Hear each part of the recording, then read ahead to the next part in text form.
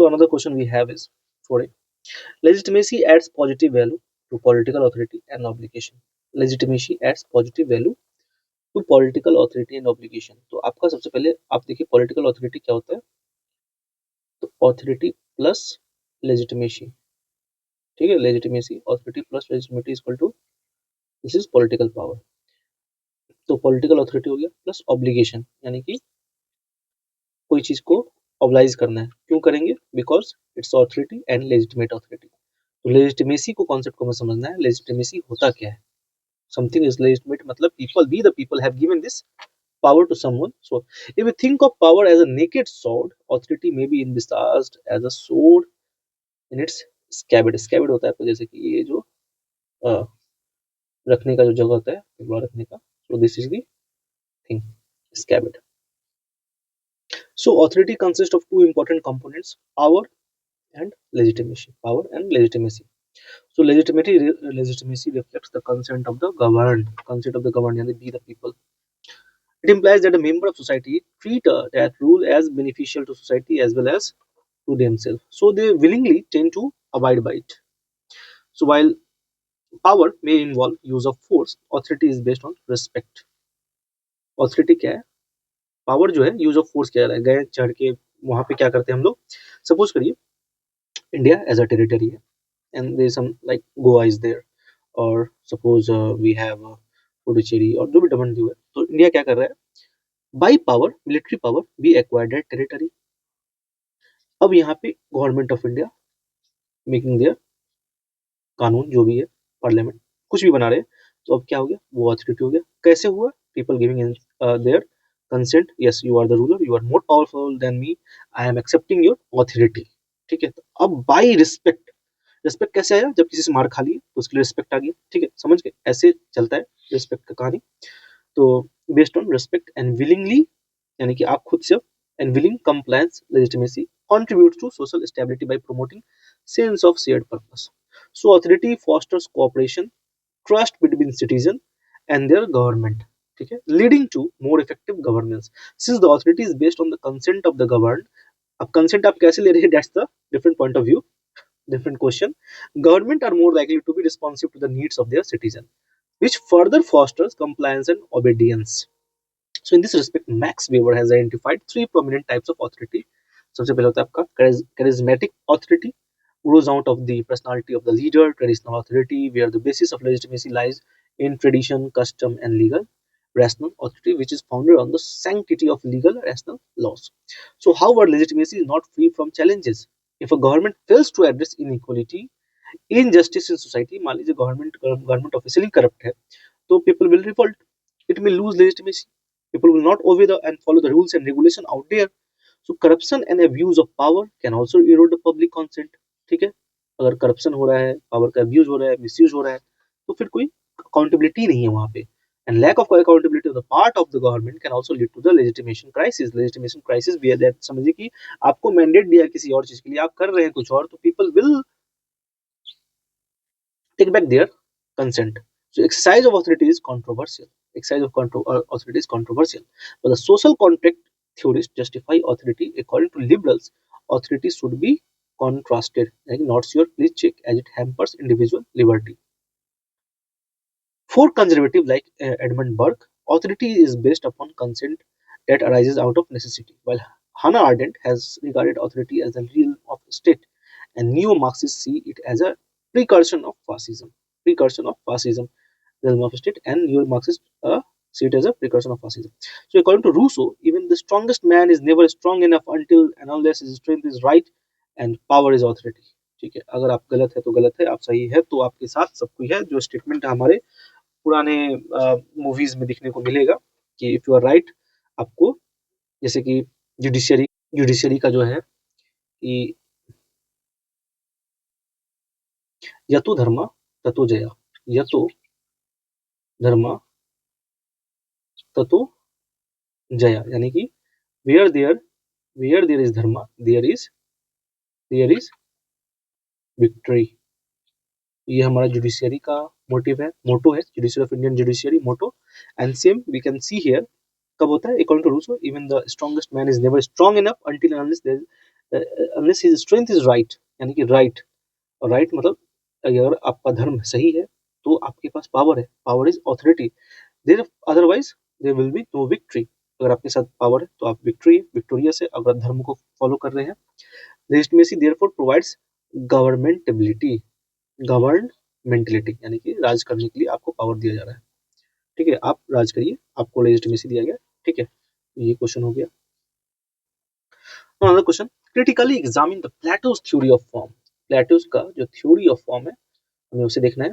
तो प्लेटो ने काफी तरह का थ्योरी दिया, जैसे कि प्लेटो एलोगरी ऑफ केव्स भी है, आपका फॉर्म्स तो हो गया, आइडियल स्टेट हो गया, थ्योरी आपका सिटीजन पे होता है, एजुकेशन पे दिए हैं, कम्युनिज्म ऑफ वाइफ्स एंड ये सारे चीज पे प्लेटो का आया है।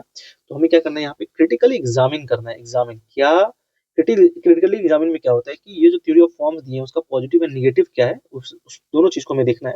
अगर निगेटिव है तो निगेटिव को बताना है, कमेंट बस नहीं करना है, उसमें जो इनहेरेंट जो क्रिटिसिज्म है उसे भी हमें हाईलाइट करना है, ठीक है, तब जाकर क्रिटिकली एग्जामिन होगा, यानी किस हद तक वो बात सही है। So the theory of forms is the basis of Plato's political philosophy. All other theories trace its origin to the theory of forms. यानी theory of forms से सारा theory निकल के आ रहा है. It is based on the Socratic theory of knowledge. तो Socratic का जो theory of knowledge है उसी पे ये based है theory of forms. Theory of forms is influenced by Parmenides, the idea of continuity and change. यानी कि जैसे गीता में दिया गया, there is no I am forgetting. Yes, the change only constant change is the only constant. The change is the only constant, यानी कि जो स्थिर है वो है चेंज होते रहेगा। So idea of continuity and change, ठीक है, there theory of forms influenced by Parmenides. Plato considered two worlds in his theory: world of idea, that is real, and physical world, that is imaginary. So according to him, knowledge of virtue यानी कि धर्म का जो मैंने थोड़ा मिलाया था, so knowledge of virtue is the highest level of knowledge. Knowledge of virtue is the highest level of knowledge. Knowledge is attainable, and so is virtue attainable. ठीक है, so objective of his idea was to create a ideal Athens. ठीक है, अब idol ethane का बात करें, bye eradicating ignorance and corruption. अब ये बोलेगा हर कोई को आप नॉलेज देते जाइए, वो समझते जाएगा, जितना भी वो समझेगा तब उसको समझ आएगा, अच्छा अच्छा ये गलत था, ये सही था, ये गलत है, ठीक है, तो उसका ये बोले नेवर एंडिंग प्रोसेस है, the only thing I know is nothing, ये एक बोले कोई लिमिटेशन ही नहीं है, आप हमेशा एक बेवकूफ की तरह ही है, ऐसा निकल के आएगा बाद में। तो by eradicating ignorance and corruption prevalent in Athens, जैसे कि हम लोग जो ऑफिसर है वो करप्शन कर रहे हैं, क्यों कर रहे हैं, तो दे हैव मोटिव, और मतलब कोई चोरी कर रहे हैं तो कुछ वो कहते क्या करेंगे, कुछ लग्जरीज प्रोडक्ट खरीद लेंगे, तो क्या वो उतना वैल्यूएबल था लग्जरीज प्रोडक्ट खरीदना, किसी का उसकी वजह से किसी का कहीं आगे चल के किसी का जान जा सकता है।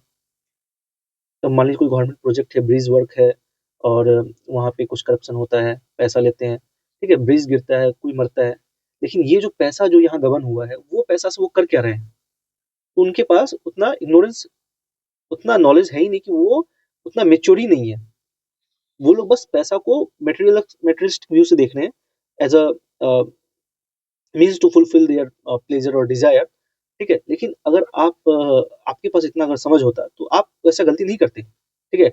तो he wanted people of Athens to understand the true meaning of happiness which lies in the pursuit of knowledge. Knowledge के पीछे इसका पर्पस क्या है, मतलब क्या है। So it requires one to use dialectics of ideas and become an enlightened soul, यानी कि आप डिबेट करिए, पूछिए, इसका मतलब ये होने से ये क्या होगा, तो क्या होगा, तो क्या होगा, ठीक है, तो dialectics of ideas and become an enlightened soul, ठीक है, जैसे कि बुद्ध भगवान जब एंड में पता चला कि लाइफ में कोई पर्पस नहीं है तो वो संन्यास ले लिए, ठीक है, क्योंकि उनके एक्शन का कोई मतलब ही नहीं है, कोई पॉइंट ही नहीं है, तो आप बनते इनलाइटेंड सोल। जब आप उस स्टेज पे पहुंच जाते हैं तो आप कार्य को अच्छे ढंग से करेंगे, और यही प्लेटो का फिलोसफर किंग का मोटिव, कि आप बहुत इनलाइटेंड है, बहुत ही ज्ञानी आदमी है।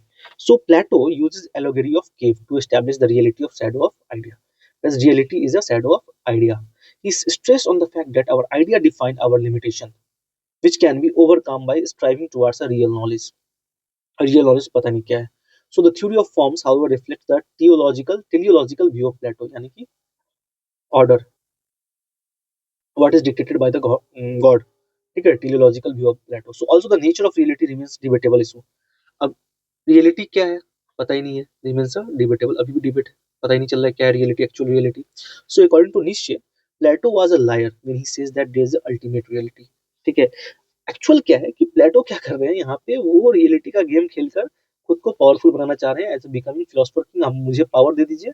ठीक है, human they are guided by their senses, और सेंसेस ही बोलता है कि हाँ हमें यहाँ का रतन करना है और डिजायर फुलफिल हैप्पीनेस के पीछे भागना है, और हैप्पीनेस के लिए वो लोग कुछ भी हद तक जा सकते हैं। तो ये हो गया। So there is ultimate reality, there is no ultimate, he says that there is a liar when he says that ultimately the idea of ultimate reality stops people from further reasoning, which is against the Socratic idea of dialectics. People को from reasoning, सोचने से वो कर देने ultimate reality. So the theory has also been criticized by Marxist school of thought, which considered matter as reality rather than idea. ठीक है, idea reality, तो ये डिबेट चला। Despite the criticism, Plato theory of forms act as a guiding light towards a more optimistic future through dialectics. Optimistic future through dialectics, तो ये रहा उसका criticism. क्या क्रिटिसिज्म निकला, क्योंकि ऐसा कुछ है नहीं, वो डिबेटेबल इशू है। So we are done with this question. Second question पे आते हैं। It's related to M&Y. Political thought highlighted the humanistic aspect of Marxism. क्या है humanistic aspects of Marxism? और यहाँ में डिस्कस करना है, क्रिटिकली एनालिसिस नहीं करना है, कुछ भी नहीं करना है, बस डिस्कस कर देना है। क्या करना है, ह्यूमनिस्टिक एस्पेक्ट ऑफ मार्क्सिज्म को बता देना है क्या क्या होता है। सबसे पहले हम लोग M&Y के बारे में बात करेंगे, उनका पॉलिटिकल थॉट क्या है और वो उनका ह्यूमनिस्टिक पर्सपेक्टिव क्या है मार्क्सिज्म के थ्रू। सो M&Y क्या है, is regarded as a major Marxist individual India level पे। ये concept of radical humanism, ये highlights the convergence with the Marxism on human essence, dignity and freedom. It upholds human rationality and individualism. Human rationality and individualism का बात करेंगे। So M&Y radical humanism is based on the core concern of establishing freedom. क्या बात करते हैं, core concern of establishing freedom। ठीक है, it is rooted in the idea of integral scientific humanism. क्या है, साइंटिफिक ह्यूमनिज्म का बात करेंगे। With individual at its centre, radical humanism talks about three fundamental elements, is reason, ethics and freedom. क्या है, reason, ethics and freedom. Reason, ethics and freedom. REF is equal to M&Y. REF is equal to M&Y. So according to Roy, every man is essentially rational, which forms the unifying element in human being. यानी कि every stage universal level पे एक rationality है सारे human being में। Like Marx, he rejected the spiritualism and gave materialistic origin of reason. ठीक है, spiritualism को ये भी ignore करेंगे। So he regarded religion as the source of ethics and not religion. Religion को हम लोगों ने बनाया ये कहेंगे, ethics हम लोग का सोर्स है, और उस एथिक्स चलते हम लोग रिलीजन बनाते हैं। लेकिन कुछ गुमराह हो चुके हैं, रिलीजन के नाम पर अपने आप को डिक्टेट कर सकते हैं, उनका खुद का एथिक्स नहीं रहा कुछ भी। So he calls for society based on secular rational principle. किस पे, सेकुलर रैशनल प्रिंसिपल बात करने की बात करेंगे। He believed in real liberation, he believed in real liberation from all sorts of fear of freedom, sort of fear as freedom. ठीक है, तो आप सबको ये मुक्त होना चाहते हैं कोई भी फ्रीडम से। It comes close to Marx idea of true freedom as a freedom from necessity, यानी कोई भी जरूरतों को खत्म कर देना। मेरा कोई जरूरत ही नहीं है तो मैं किसी के ऊपर डिपेंडेंट ही नहीं रहूंगा। So through radical humanism, Roy aims to reorganise an economic system which is free from exploitation and ensures economic cooperation. So he believes in humanistic politics based on partyless democracy. तो ये भी partyless democracy का बात करेंगे, Gandhi partyless democracy का बात करेंगे, JP भी partyless democracy का बात करेंगे। तो what make something common in Gandhi and Marx? That is partyless democracy. ठीक है, तो ये सब एक ही चीज का बात कर रहे हैं। तो Gandhian philosophy is not Marxism, but there is a similarity between the both, that is Swaraj, not to be governed by any party. So he highlights social cohesion amongst people as essential for sustenance of society. The idea of radical humanism supports positive secularism. क्या बात करते हैं, positive secularism का बात करेंगे, and calls for a separation between religion and state which reflects marks view of religion. The idea of radical humanism supports positive secularism. क्या बात है, पॉजिटिव सेकुलरिज्म का बात करेंगे, and calls for separation between religion and state. Machiavelli, किसका याद आया, Machiavelli, that is partition between religion and state, both to be guided by different means, अलग है अलग है। So however radical humanism rejects communism as propounded by Marxism. Radical humanism rejects communism as propounded by Marxism. ठीक है, तो radical humanism है, यहाँ पे ये थोड़ा मार्क्स रिजेक्ट करेंगे as it subsumes main under the collective ego of class.